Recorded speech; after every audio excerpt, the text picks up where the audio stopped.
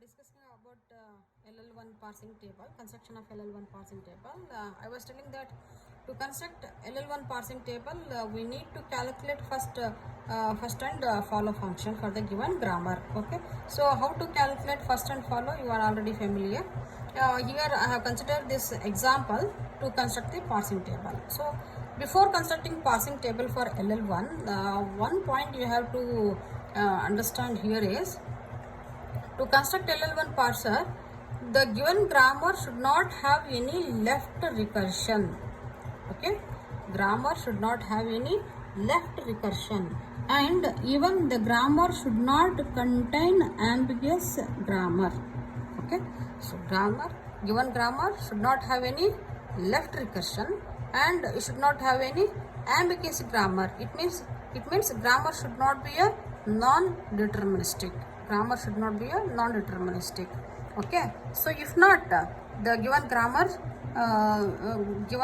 we can say that is LL1 by constructing this parsing table. So in the next example we will discuss whether the given grammar is LL1 or not. So before that we will just try to understand constructing the LL1 parsing table. Okay, so compared to LR parsing table, this LL1 parsing table is easy to construct, because once if you calculated this first and follow, easily you can fill this table. So this parsing table, LL parsing table, contains only the terminals in the horizontally, and vertically it contains only the variable. So here entries we are going to consider the respective right side body of the production. We are going to consider the respective right side body of the production. So let us discuss. So here in the first variable is what? E. Okay, E, it is in this row, it is having all the terminals. Okay, so from this E, which terminal we have to consider to write the right side body of the production here.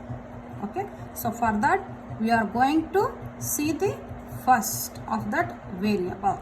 Okay, so to construct this LL parsing table, mainly we consider only the first function of that variable.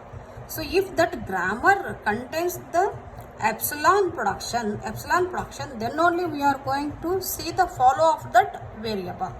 We will see that.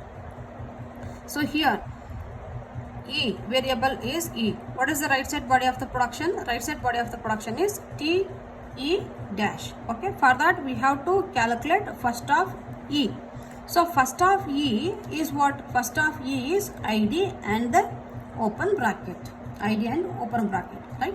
So under this ID and under this open bracket, we are going to write this production, only this production under this ID and open bracket. That is E implies TE dash, and under open bracket also we are going to write E implies TE dash. So is that variable derives any epsilon production? No. So if doesn't derive epsilon production, then no need to check with the follow of this variable. Okay, next coming to E dash. E dash implies, next variable is E dash. So what is first of this E dash? First of this E dash is plus comma epsilon. Okay, so here under plus we are going to write this production, because this E dash is going to, it is deriving two right side body of the production. For which production is generating the plus? First production, and epsilon is generating the second production.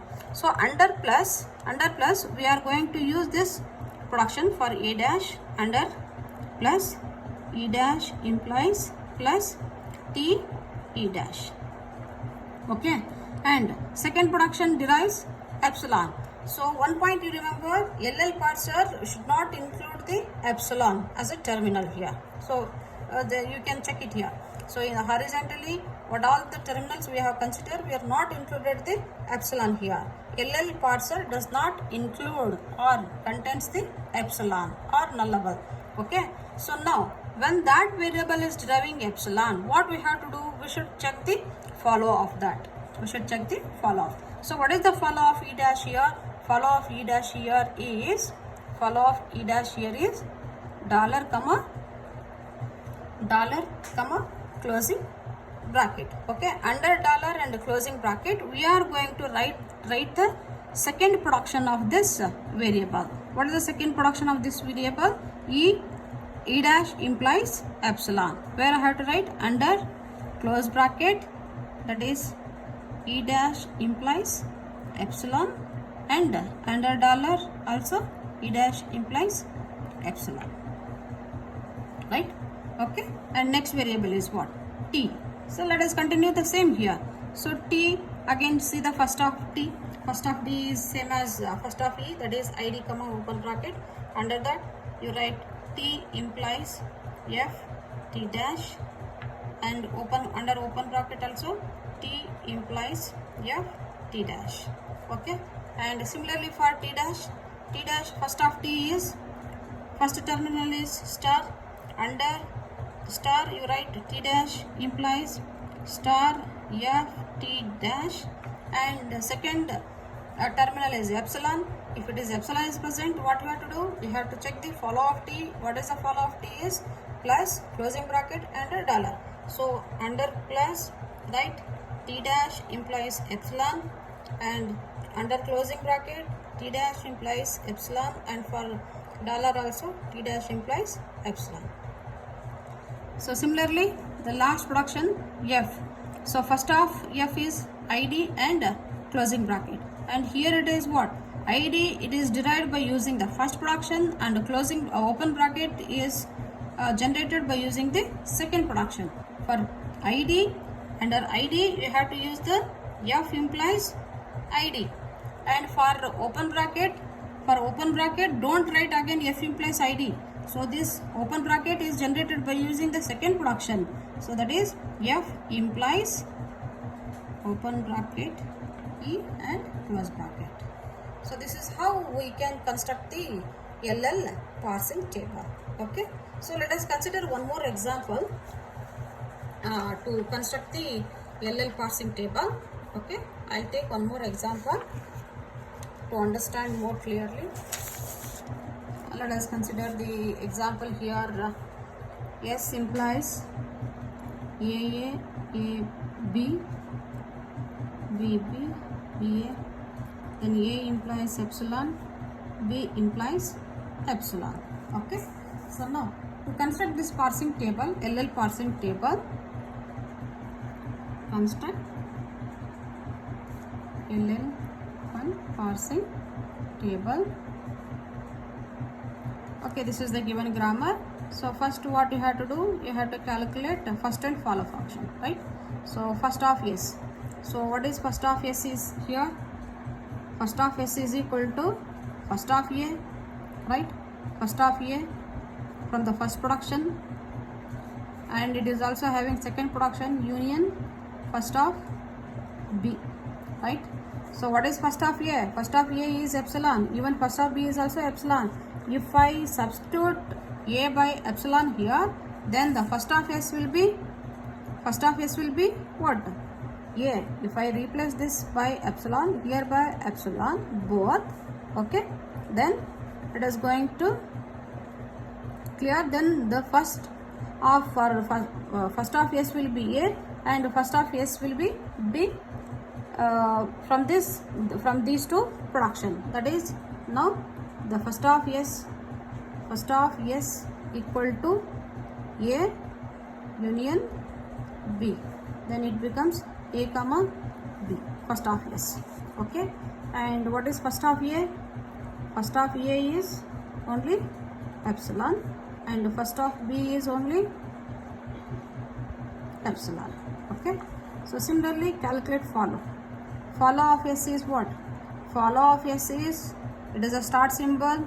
First we have to include the dollar, okay, and check the S variable, is it present in the right side body of the production or not. So there is no S symbol present in the right side body of the production, so first of S, follow of S will be only dollar. Okay, then follow of A. So follow of A means follow of A, after this A, what is the symbol is present? Here is A. right, okay. And also a is present here, and what is the follow of a here is b. So that is follow of a is a comma b. Follow of a here it is a, and follow of a here it is b. That is a comma b. So next follow of b. Follow of b here is also follow from this b is b, and from this b is a. That is I write a comma b. So this is how we can calculate first and follow for that given grammar. So after calculating first and follow, so we can construct the LL parsing table. Okay. So horizontally we have to consider what are the terminals present here. The terminals present here are a, b, and we should not consider the epsilon. We have to consider the dollar. A, b, and dollar. What are the variables present? Only S, A, and B.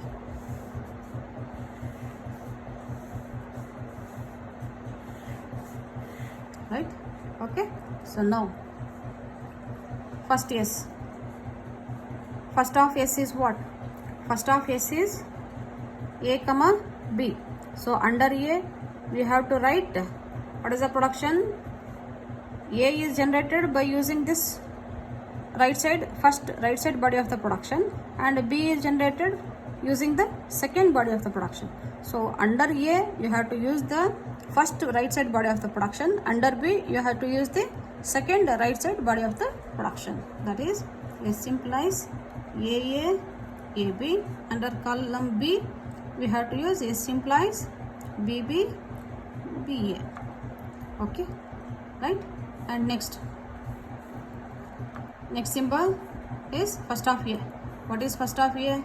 First of A is epsilon. So if it is epsilon is present in the first of A, then we have to check follow of A. What is follow of A? Follow of A is A comma B. So under A we have to use S. A implies epsilon. Under B also we have to use A implies epsilon. Okay. And next B implies epsilon. Next first of B. What is first of B? First of B is also contains the epsilon. B implies epsilon. Okay. For that we have to check the follow of B. Follow of B is also same as the follow of A. So under A we have to write B implies epsilon, and under B we have to write B implies epsilon. So this is how we construct the LL parser. Okay. So one point you remember, if they are asked to construct LL parser for the given grammar, first you calculate the first and follow, and then you can easily construct the LL parsing table.